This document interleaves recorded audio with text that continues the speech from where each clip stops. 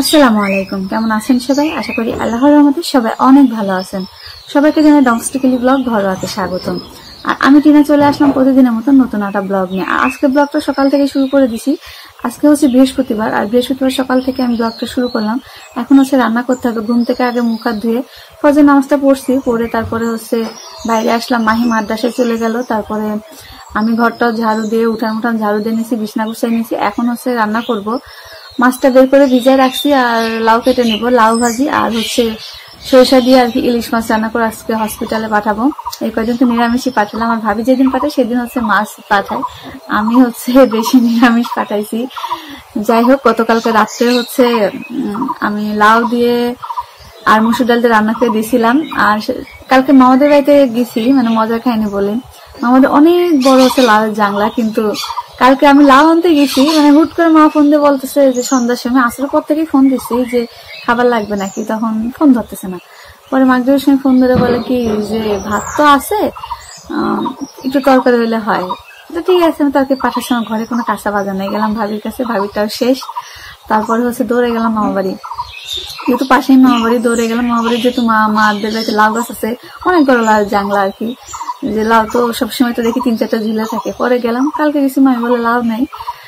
পরে কি তাহলে আপনার কি রাঁধতেছেন দেখি, মামি বলতে খিচুড়ি রাঁধতেছি, মাছ আছে, তরকারি, খিচুড়ি, যাই হোক বলতেছে যে শাক তুলে আনছি। কিন্তু আমি এখন শাক তুলে কখন আর কি বাঁচবো। পরে মামি বলতেছে যা, সুবারে বলতেছে যে দেখ যে হেমোটেমো একটা পাস নেই। হেমোটেমো বলতে মানে বাঁকাতারা লাউটাও আছে নাকি, মানে সুন্দর লাউ তো মানুষ কিনে নিয়ে যায়, আর বাঁকাতারা লাউ তো কেউ নিতে চায় না। পরে যে 2টা মানে বাঁকা লাউ পাইলাম, একটা হচ্ছে নিয়ে আসছি, নিয়ে আসে রাত্রে তাড়াতাড়ি করে হচ্ছে মসুর ডাল দিয়ে। পরে কি রান্না করবো পরে ওইটা সার্চ দিলাম যে লাউ দিয়ে নিরামিষ কি রান্না করা যায়। ঘরে কুমড়ো বড়ি ছিল, কুমড়ো বড়িটা দিলাম না, মার নাকি লাউ ঘন্ট ভালো লাগে না। পরে হচ্ছে আমি মসুর ডাল দেখলাম, মসুর ডাল দিয়ে, যেহেতু ঘরে মসুর ডাল ছিল, মসুর ডাল আর লাউ দিয়ে রান্না করে দিলাম। আর একটা লাউ রেখে দিয়েছিলাম, এখন হচ্ছে ভাজি করবো আর হচ্ছে সরিষা ইলিশ দিব। তাহলে চলুন আর কথা না বাড়িয়ে রান্নায় যায়, যেহেতু অনেক সকাল হয়ে গেছে, প্রায় 8টা বেজে যাচ্ছে।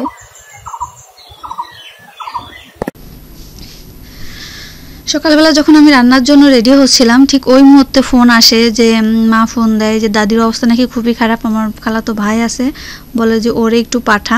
খালার মানে আমার দাদির কাছে যেহেতু আমার মা আর আমার একটা খালা আছে, পরে আমার মামার কাছে ফোন দেওয়া হলো, খালাতো ভাই মানে দৌড়াই গেল যে দাদির অবস্থা নাকি অনেকটা খারাপ হয়ে গেছে। পরশুদিন ব্লাড দেওয়া হয়েছে দাদির ব্লাড গ্রুপ হচ্ছে ও নেগেটিভ, আর আমাদের বাড়িতে সবারই হচ্ছে ও পজিটিভ। যাই হোক, আমার ছোট বোনের বর একজন লোকের ব্যবস্থা করে দেওয়া হলো, তার মাধ্যম থেকে মানে তার কাছ থেকে ব্লাড নিয়ে দাদির দেওয়া হয়। ব্লাড দেওয়ার পরে হচ্ছে দাদি বেশ মানে ভালো সুস্থ হয়ে যায়। আজকে বাড়ি চলে আসার কথা ছিল, আমি সেই খুশিতে, তো সকালবেলা আমার হাসি খুশি মুখ দেখলেন। মানে আজকে শুধু সকালে খাবারটা দেওয়ার কথা ছিল, দুপুরে হয়তো বা মা চলে আসতো। ভাই কালকে এরকমই বলছিল যে দাদি দেখিস ব্লাড দেওয়ার পরে কি সুন্দর হয়ে গেছে, বাড়িতে আসলে বুঝবি, এরকম করে বলতেছে। যাক, আলহামদুলিল্লাহ যে দাদি সুস্থ বাড়ি ফিরতেছে, মানে আমার মা একটু শান্তি পাবে। যারা হচ্ছে রোগী থাকে তার তো যত্ন করাই হয়, কিন্তু সাথে যারা থাকে তাদের কিন্তু অনেকটা কষ্ট হয়ে যায়। আমার মা আর আমার খালা যেহেতু দুজন থাকে ওইখানে, আর আমি হচ্ছে যাই না। দাদি 10-12 দিন হয়েছে হসপিটালে গেছে, কিন্তু আমি একদিনও যাই নাই, কারণ আমাদের বাড়িতে তো আমার একজন থাকতে হবে। মাহি যেহেতু ছোটো, মায়ের নিয়ে আমার থাকতেই হবে বাড়িতে, এই জন্য আমার আর যাওয়াটা হয় নাই। যাই হোক, দাদির জন্য দোয়া করবেন। দাদি এখন ওইভাবেই আছে, কি বলবো। আর আমি আজকে বিকালে যাওয়ার চেষ্টা করব, যে দাদি যদি কিছু হয়ে যায়, মানে খুব খারাপ লাগে। ছোটোবেলা হচ্ছে আমি দাদির কাছেই বেশি থাকছি, মানে অন্যান্য নাতিদের থেকে আমার দাদি আমার বেশি আদর করছে, আমার আর আমার ছোটো বোনের। দাদি যেহেতু আমাদের কাছে থাকতো, আর আমি মার কাছ থেকে বেশি আমি আমার দাদির কাছে থাকছি, মানে এই জন্য দাদির জন্য অন্যরকম খারাপ লাগা। আর দাদির সাথে বাড়িতে থাকলে অনেক ঝগড়াঝাটি করি, দাদির সাথে তর্ক করি, মানে দাদি বোঝে না তো, মানে একটু অন্য টাইপের হয়ে গেছে। এখন খুব খারাপ লাগে দাদির জন্য। আমার দাদির জন্য সবাই দোয়া করবেন।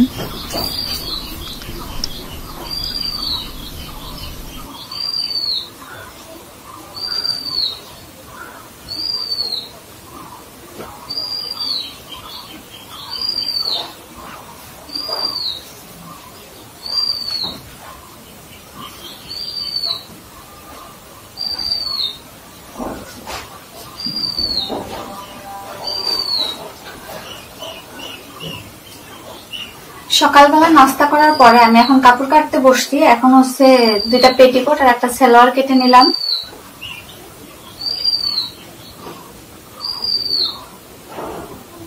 আর একটা সেলার সেলাই করছি, একটা সেলার সেলাই করার পরে মানে বাকিগুলা কাটলাম। আরো 2টা কাটা সেলার আছে, সুতাটা নাই, এই সুতাটা এনে তারপর এগুলা করতে হবে।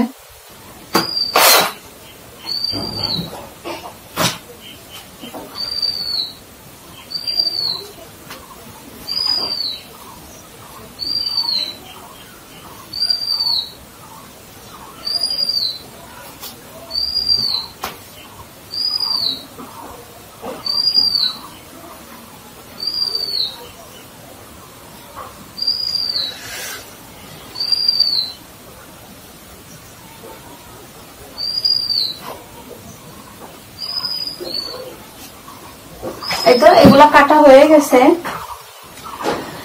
এখন হচ্ছে বাকি 2টা ম্যাক্সি কেটে তারপরে হচ্ছে এখান থেকে উঠবো।